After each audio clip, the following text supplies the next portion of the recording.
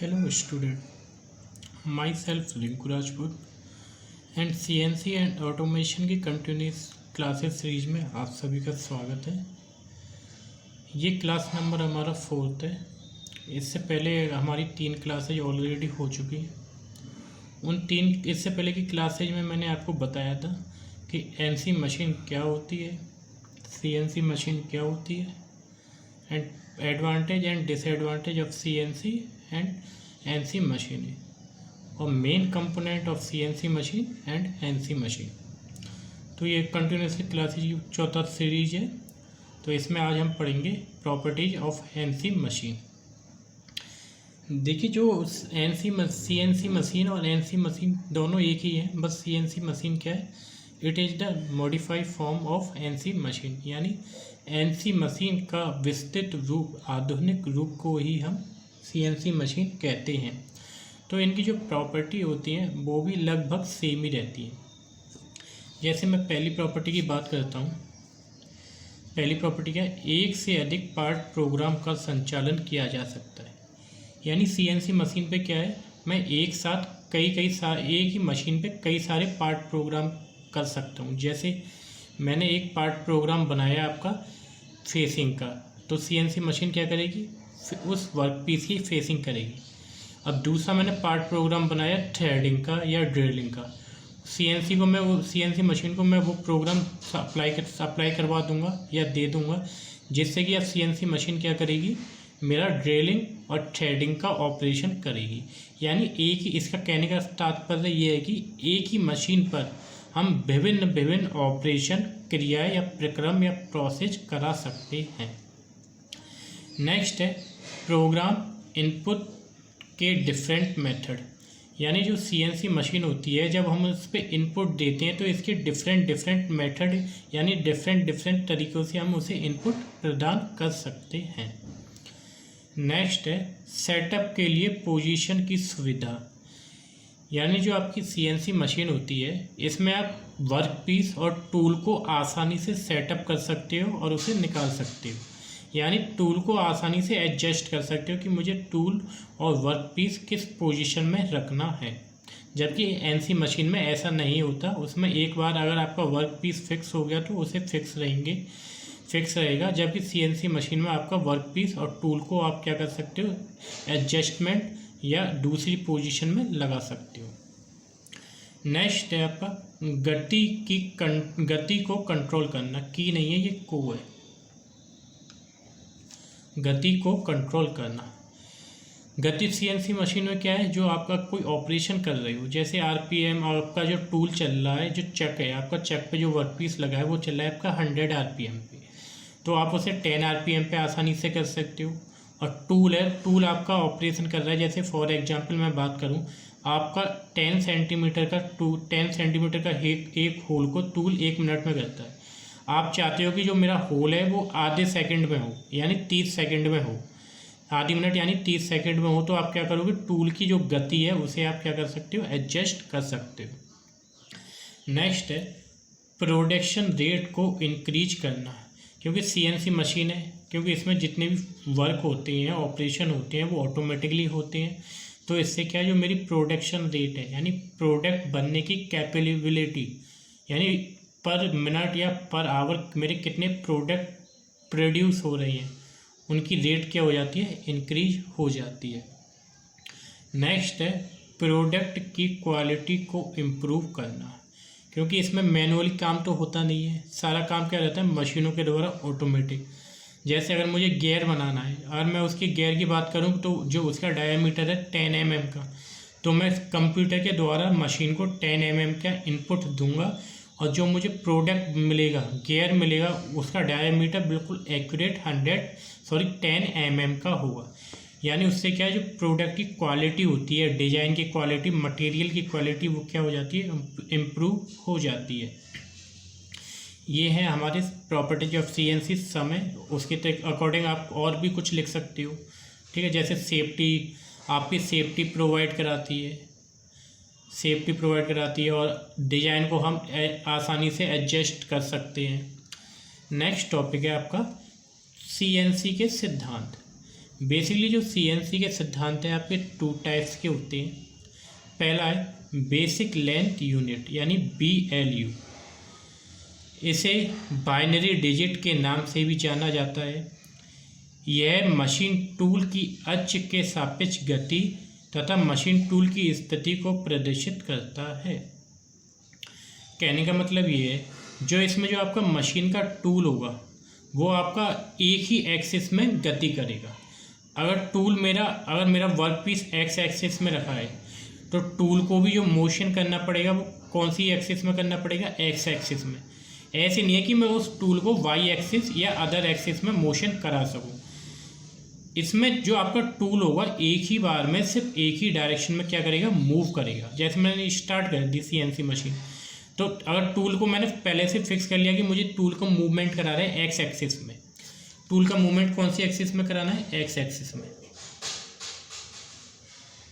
तो टूल कौन सी एक्सिस में मूव करेगा, मेरा एक्स एक्सिस में। और वाई एक्स में, वाई डायरेक्शन में कराना है तो वाई एक्सिस में। अगर जेड डायरेक्शन में कराना है तो टूल मेरा किस एक्सिस में मूवमेंट करेगा, जेड एक्सिस में। और साथ ही साथ ये जो मशीन का जो टूल होता है, यानी टूल मेरा कौन सी जगह है, ये उसकी कंडीशन या स्थिति को प्रदर्शित करता है। Next step of point two point system. जैसे कि नाम से आपको समझ में आ रहा होगा, एक ऐसी मशीन जो एक बिंदु से एक बिंदु पे ऑपरेशन करेगी, फिर वो स्पेस छोड़ेगी, फिर दूसरा बिंदु जो पॉइंट आपने डिफाइन करा होगा वो उस पॉइंट पे जाके क्या करेगी, ऑपरेशन करेगी। ठीक है।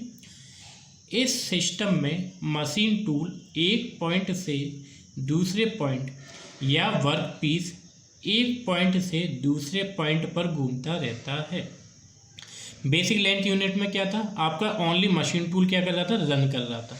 लेकिन जो पॉइंट टू पॉइंट सिस्टम में एक तो आपका मशीन टूल रन करेगा, साथ ही साथ आपका जो वर्क पीस है, यानी जो आप जिसका प्रोडक्ट बनाओगे वो भी क्या करेगा, पॉइंट टू पॉइंट रन कर सकेगा। पहले प्रोसेस के कंप्लीट होने पर मशीन टूल या वर्क पीस दूसरे प्रोसेस के लिए तैयार हो जाता है। जैसे मैं बात करूँ, फॉर एग्जांपल आपको समझाऊंगा। जैसे मेरा एक ये वर्क पीस है, ठीक है। अब जैसे टूल मेरा यहाँ पे, ये क्या मेरा टूल, मुझे ऑपरेशन इस पॉइंट पे और इस पॉइंट पे करना है। तो इसकी दो कंडीशन है। पहली कंडीशन, मेरा टूल फिक्स रहेगा और वर्क पीस क्या करेगा, मूवमेंट करेगा। तो मेरा वर्क पीस आएगा टूल के नीचे इस वाले पॉइंट पे आ जाएगा, तो यहाँ पे होल हो जाएगा, यानी ऑपरेशन हो जाएगा। ठीक इसी प्रकार से टूल यहाँ पे आएगा, यहाँ पे ऑपरेशन हो जाएगा। ठीक इसी प्रकार से टूल जो वर्क पीस है टूल के नीचे यहाँ पे आएगा, यहाँ पे मेरा ऑपरेशन हो जाएगा। अब एक कंडीशन ये है कि आपका वर्क पीस स्थित रहेगा, यानी कांस्टेंट रहेगा, मूवमेंट नहीं करेगा, तो टूल आपका रन करेगा। टूल यहाँ से यहाँ तक कोई ऑपरेशन नहीं करेगा। टूल जैसे ही इस पॉइंट पे आएगा, यहाँ पे जो ऑपरेशन आपने कमांड दे रखा होगा वो टूल वो ऑपरेशन करेगा। इसके बाद जितना भी ये एरिया है यहाँ पे टूल कोई भी परफॉर्म नहीं करेगा, वो अपने आप शट डाउन हो जाएगा, क्योंकि इसमें एक सेंसर लगा रहता है। तो वो आप पहले से कमांड दे सकते हो कि मुझे ऑपरेशन कहाँ पे करना है। टूल यहाँ पे आएगा इस वाले पॉइंट पे वो ऑपरेशन करेगा, फिर यहाँ पे बंद हो जाएगा, फिर इस वाले पॉइंट पे आएगा, यहाँ पे वो क्या करेगा, ऑपरेशन करेगा। यहाँ पे आपका ये इस तरीके से ये पॉइंट टू पॉइंट सिस्टम, यानी एक पॉइंट पे ऑपरेशन करके वो बंद हो जाएगा, फिर दूसरे पॉइंट पे जब तक वो पहुँचेगा नहीं, जब तक वो अपना ऑपरेशन नहीं करेगा। ये वाली जो CNC मशीन सिस्टम कहलाता है, ये पॉइंट टू पॉइंट सिस्टम कहलाता है। यहाँ पे आपकी जितनी भी CNC है अब कंप्लीट हो चुकी है। मैंने आपको बता दिया CNC मशीन क्या रहती है। It is the modified form या एडवांस वर्जन है NC मशीन का, ठीक है। जिसमें जो आप कमांड देते हो, सिंबल या लेटर, जो प्रोग्राम आप सेट करोगे वो किसके द्वारा करते हैं, कंप्यूटर के द्वारा। फिर कंपोनेंट क्या रहते हैं CNC मशीन के, पढ़ा दिया। एडवांटेज क्या हो रहते हैं CNC मशीन के, ये हो चुका है। डिसएडवांटेज क्या होते हैं, ये हो चुका है। प्रॉपर्टीज ऑफ NC मशीन क्या होती है CNC मशीन, ये मैंने करा दी है। नेक्स्ट है प्रिंसिपल या CNC के सिद्धांत। बेसिकली ये आपके 2 टाइप्स की रहती हैं, ये भी हो चुके हैं। नेक्स्ट टॉपिक है आपका DNC। DNC मशीन को हम लोग बोलते हैं आपका direct numerical control machine. DNC machine क्या है आपकी, डायरेक्ट न्यूमेरिकल कंट्रोल मशीन। पहले इसे पढ़ लो फिर बताऊंगा। यह एक ऐसी प्रणाली है जिसमें बहुत सी NC मशीन को एक कंप्यूटर द्वारा कंट्रोल किया जाता है, ठीक है।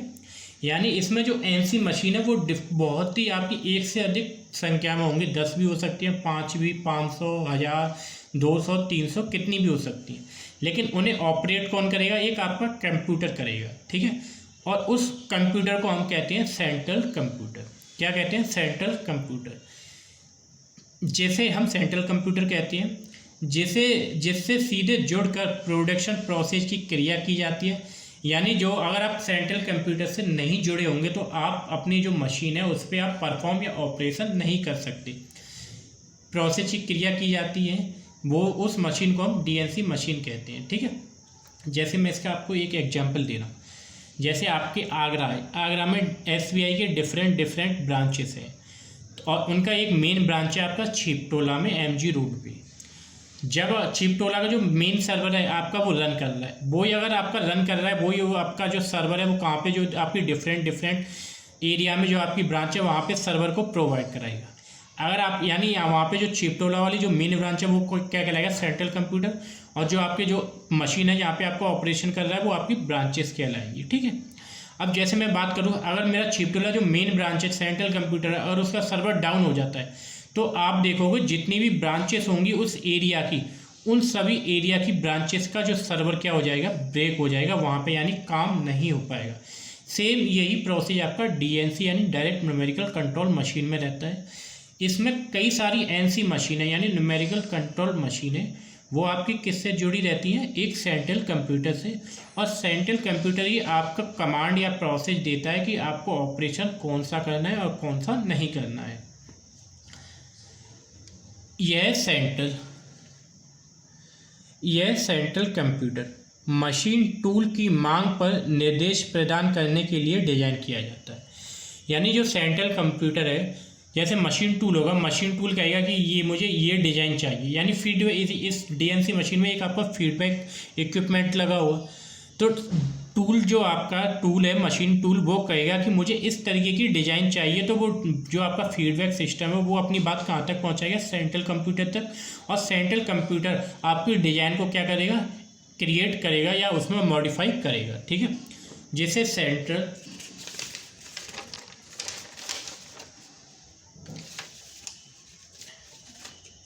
देखो लिखा है मैंने फिर यहाँ पे, जैसे सेंट्रल कंप्यूटर भी मशीनों से डेटा को फीडबैक कर सके, यानी जो मशीन टूल से मशीनों से डेटा को क्या कर सके, फीडबैक कर सके। एक इम्पॉर्टेंट, इस डीएनसी मशीन में टेप रीडर का उपयोग किए बिना, यानी डीएनसी मशीन में क्या नहीं रहता, टेप रीडर का उपयोग नहीं होता। कंप्यूटर में टेप रीडर का उपयोग किए बिना कंप्यूटर मेमोरी से सीधे मशीन टूल को पार्ट प्रोग्राम ट्रांसफ़र किए जाते हैं। यानी डीएनसी मशीन में जो आपको मशीन टूल को आपको प्रोग्राम को ट्रांसफ़र करना होगा वो टेप रीडर के द्वारा नहीं किया जाता, वो किसके द्वारा किया जाता है, जो कंप्यूटर की मेमोरी होती है, जो आपका सेंट्रल कंप्यूटर होता है, वो मेमोरी ही आपकी क्या करेगी, मशीन को यानी मशीन टूल को क्या देगी, कमांड देगी कि आपका प्रोग्राम ये है, ठीक है। नेक्स्ट टॉपिक है आपका इसमें कंपोनेंट ऑफ डीएनसी मशीन, ठीक है। Component of DNC machine main है, पहला है आपका मेन फ्रेम और सेंट्रल कंप्यूटर। सेकंड है आपका मेमोरी, यानी जो मेमोरी क्या रहती है, ये मैंने लिखवाया कि मेमोरी मशीन टूल को क्या ट्रांसफ़र करती है, प्रोग्राम ट्रांसफ़र करती है। नेक्स्ट है आपका कम्युनिकेशन नेटवर्क, यानी वही फीडबैक सिस्टम। और लास्ट वन है एनसी मशीन। ये जो आपका डायग्राम बना हुआ है ये आपका डीएनसी मशीन का फ्लो डायग्राम है, यानी डायग्राम डीएनसी मशीन कैसे रन करती है। ये आपका सेंट्रल कंप्यूटर रहता है, ठीक है। सेंट्रल कंप्यूटर क्या करेगा, कम्युनिकेट करेगा एमसीयू से, ठीक है। एमसीयू से कम्युनिकेट करेगा कि मुझे कौन सा, यानी जो मेमोरी है वो आपकी क्या करेगी, प्रोग्राम को क्या करेगी, एमसीयू के द्वारा ट्रांसफ़र करेगी, ठीक है। एमसीयू में आपकी मेमोरी रहती है, ठीक है, कई सारे कंपोनेंट होते हैं, तो यहाँ पे आपका प्रोग्राम ट्रांसफ़र होगा और वो ट्रांसफ़र होकर कहाँ पे जाएगा, आपके मशीन टूल पे, और मशीन टूल से ट्रांसफ़र होकर वो वर्क पीस पे क्या करेगा, ऑपरेशन करेगा, ठीक है। अब यही वर्क पीस आपका ऑपरेशन होकर पार्ट प्रोग्रामिंग को ये आपका सजेशन करेगा कि मुझे इस तरीके की डिज़ाइन चाहिए, ठीक है, यानी मुझे इस तरीके का प्रोग्राम चाहिए, जो मैंने आपको पहले लिखवाया था कि मशीन टूल क्या करता है, जो सेंट्रल कंप्यूटर है उसके साथ क्या कर सकता है, डायरेक्ट कम्युनिकेट कर सकता है, यानी उसे फीडबैक दे सकता है। तो जो आपका मशीन टूल है वो पार्ट प्रोग्राम के द्वारा सेंट्रल कंप्यूटर से कहेगा कि मुझे इस तरीके की डिज़ाइन चाहिए, तो सेंट्रल कंप्यूटर क्या करेगा, उस पार्ट प्रोग्राम को क्या करके चेंज करके उसे कहाँ पे अप्लाई कर देगा, मशीन टूल पे। ये सारा आपका प्रोसेस कहलाता है आपका डीएनसी मशीन। ठीक है, नेक्स्ट टॉपिक है आपका इसी में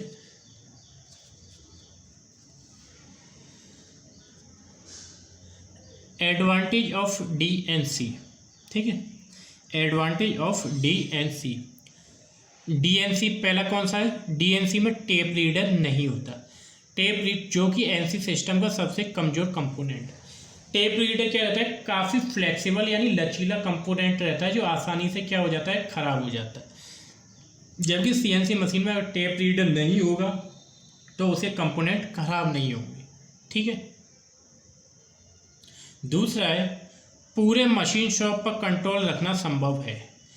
आप जानते हो कि इसमें एक सेंट्रल कंप्यूटर रहता है। सेंट्रल कंप्यूटर के द्वारा ही आपकी मशीनें कनेक्टेड रहती हैं, यानी आप एक जगह बैठ के ही पूरी जितनी भी बड़ी आपकी शॉप है, शॉप में जितने कंप्यूटर है यानी पूरे इंडस्ट्री को या पूरी शॉप को जो आपका यहाँ पे प्रोडक्शन हो रहा है उसके मैन्युफैक्चरिंग यूनिट को या प्रोडक्शन यूनिट को आप क्या कर सकते हो? कंट्रोल कर सकते हो। ठीक है, तीसरा है डीएनसी में एक विशाल मेमोरी होती है जो बड़ी संख्या में पार्ट प्रोग्राम को स्टोर करके रखती है। क्योंकि ये डीएनसी मशीन क्या है? डीएनसी बहुत सारी एनसी मशीनों को मिलकर बनी हुई रहती है। तो बहुत सारी एनसी मशीनें उनके डेटा को स्टोर करने के लिए जो आपका सेंट्रल कंप्यूटर होता है उसमें एक बहुत बड़ी मेमोरी की रिक्वायरमेंट होती है जो कि डिफरेंट प्रोग्राम को क्या करके रखती है? स्टोर करके रखती है। क्योंकि ये इसमें अगर मैं फॉर एग्जांपल तो मेरी 10 एनसी मशीनें हैं और उनका एक सेंट्रल कंप्यूटर है, तो 10 एनसी मशीनों में 10 डिफरेंट टाइप के मेरा प्रोडक्ट बन रहा है, यानी 10 डिफरेंट टाइप के क्या हो गए? मेरे पार्ट प्रोग्राम हो गए। अब उन पार्ट प्रोग्राम को यानी 10 प्रोग्राम है तो उनको स्टोर करने के लिए मुझे मेमोरी भी बड़ी क्वांटिटी में चाहिए, इसीलिए हम इसमें एक विशाल मेमोरी का क्या करते हैं? यूज करते हैं। प्रोडक्शन रेट इंक्रीज हो जाती है। जाहिर सी बात है कि अगर आप एक साथ 10-10 यूनिटों पे काम करोगे तो आपकी प्रोडक्शन रेट ऑटोमेटिकली क्या हो जाएगी? इंक्रीज हो जाएगी। ठीक है, नेक्स्ट टॉपिक है आपका डिसएडवांटेज ऑफ डीएनसी मशीन। इसमें पहला है आपका सेंट्रल कंट्रोल होने के कारण यदि सिस्टम में कुछ खराबी आती है तो पूरी मशीन शॉप की गतिविधि रुक जाती है। ठीक है, जैसे मैंने आपको बैंक वाला एग्जाम्पल लिया था।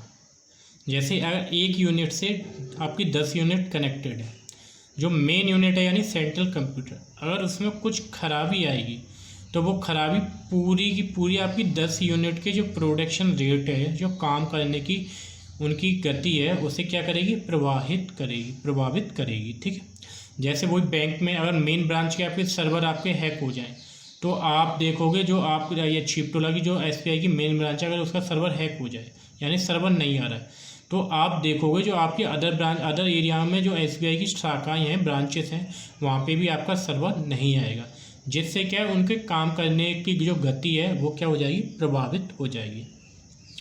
सेकंड है यह सिस्टम काफ़ी महंगा रहता है। ठीक है, क्योंकि ये डीएनसी मशीन है, इसमें एक साथ कई यूनिटों को लगाना होता है और फ्लेक्सिबल रहती है ये ज़्यादा, तो ये सिस्टम इनपुट जो इसकी कॉस्ट होती है काफ़ी महंगी रहती है।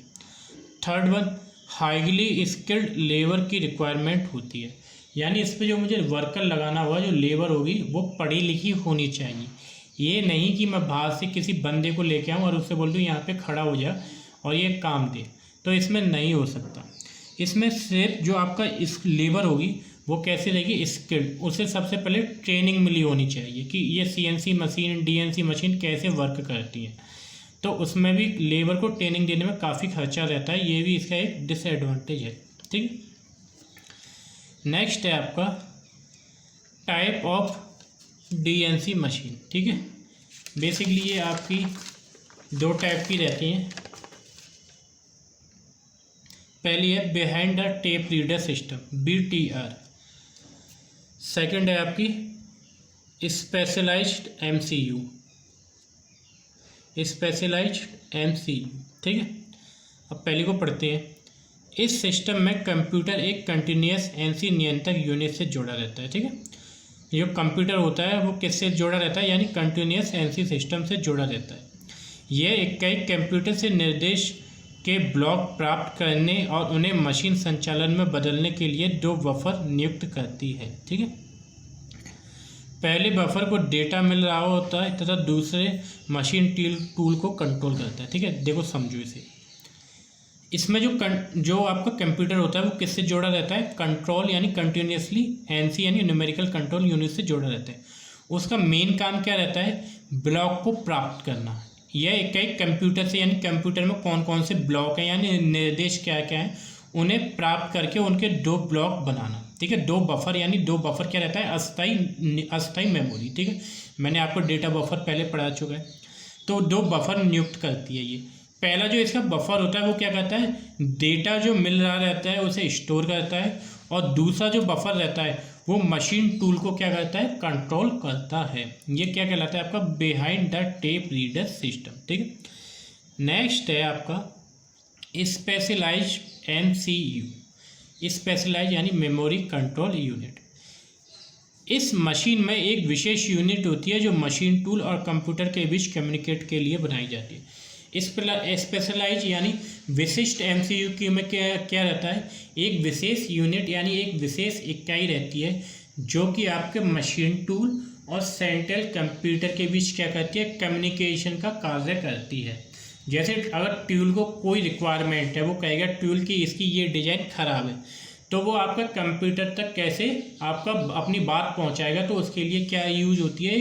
विशेष यूनिट लगी रहती है जो कि आपका मशीन टूल और कंप्यूटर के बीच कम्युनिकेट के लिए बनाई जाती है। एंड लास्ट टॉपिक है आज का आपका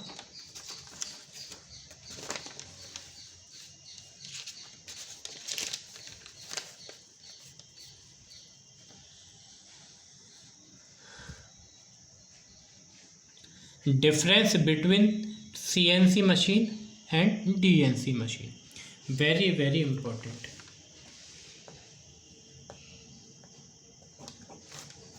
difference between CNC machine and NC machine. ठीक है, पहला है इसका CNC में ऑपरेशन को रिमोट के द्वारा कंट्रोल करना संभव नहीं है। यानी जो CNC मशीन है उससे के लिए आपको मैनुअली यानी एक वर्कर स्किल्ड लेबर चाहिए जो कि आपकी CNC मशीन को क्या करेगा? ऑपरेट करने का क्या करेगा? कार्य करेगा। ठीक है, जबकि DNC मशीन में जो आपके ऑपरेशन होते हैं वो आपके रिमोट के द्वारा क्या हो सकते हैं? कंट्रोल हो सकते हैं।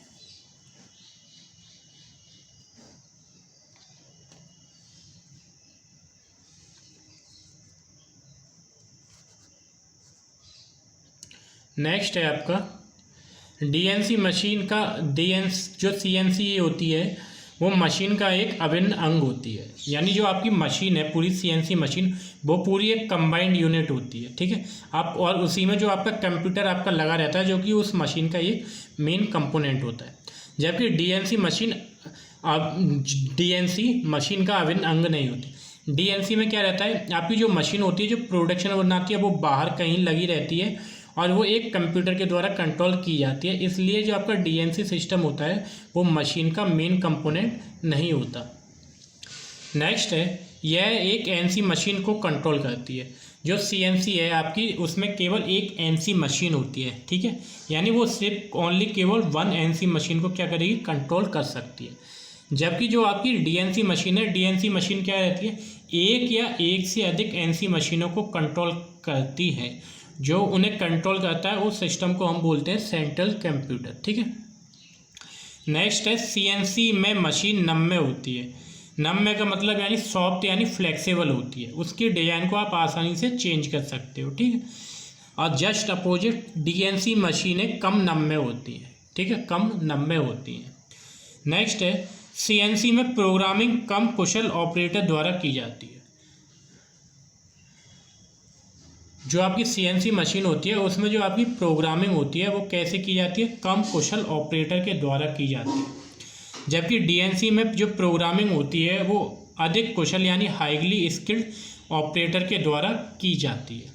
एंड लास्ट है आपका CNC की फुल फॉर्म होती है आपकी कंप्यूटर न्यूमेरिकल कंट्रोल और DNC की फुल फॉर्म रहती है आपकी डायरेक्ट न्यूमेरिकल कंट्रोल। ठीक है, ये आज आपका लेक्चर 4 का है, पूरा कंप्लीट हो चुका है। और इस वीडियो का रीजन, वीडियो जो मैं ब्लैक बोर्ड पे आपका पढ़ाता हूँ उसका ना बनाने का रीज़न ये है क्योंकि आपका जो कॉलेज है उसमें कुछ कंस्ट्रक्शन का वर्क चल रहा है, जिसकी वजह से आपका साउंड ज़्यादा क्रिएट हो रहा है। अगर आपको ये इस तरीके की वीडियो चाहिए कि मैं आपके नोट्स बनाऊं और उन्हें आपको पढ़ाऊं यहाँ पे जैसे कि आज पढ़ा है, तो आप कमेंट बॉक्स में यस कर देना। अगर नहीं है, जैसे अपना नाम डालो और ब्रांच डालो, अपने नाम और रोल नंबर, और आगे बोल देना यस, यानी थंबनेल दिखा देना कि आपको इसी तरीके की वीडियो चाहिए। और आपको ब्लैक बोर्ड वाली जो वीडियो चाहिए तो आप बता देना, और जैसे ही कॉलेज में आपका कंस्ट्रक्शन का काम ख़त्म हो जाएगा तो आपकी वो वीडियो बनना भी स्टार्ट हो जाएंगी। ठीक है, ये तो आज हमने क्या क्या पढ़ा, प्रॉपर्टीज ऑफ CNC मशीन, ठीक है, प्रिंसिपल ऑफ CNC मशीन, फिर आया आपका DNC मशीन क्या रहती है, नेक्स्ट टॉपिक आया एडवांटेज और कंपोनेंट ऑफ DNC मशीन, यानी मेन फ्रेम, सेंट्रल कंप्यूटर, आपका इनपुट डिवाइस और आपका मेमोरी और MCU जो आपके रहते हैं वो सभी। फिर पढ़ा advantage of DNC machine and disadvantage of DNC machine.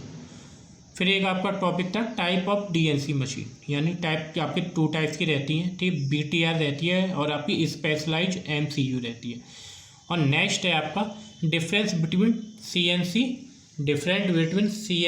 And DNC। ठीक है, यानी दोनों में डिफरेंस क्या रहता है। ठीक है, आपसे रिक्वेस्ट है कि आप ये नोट्स, अगर आपको, वैसे तो मैं PDF प्रोवाइड कर दूंगा, और आपको इस तरीके से पढ़ाना सूटेबल लगे, यानी आपको अच्छा लग रहा है और वॉइस क्लियर आ रही है, तो आप यस करें। और साथ ही साथ मैं इसकी जो आपकी PDF के ये नोट्स हैं आपके WhatsApp ग्रुप पे सेंड कर दूंगा, जिससे कि आपको पढ़ने में आसानी रहेगी।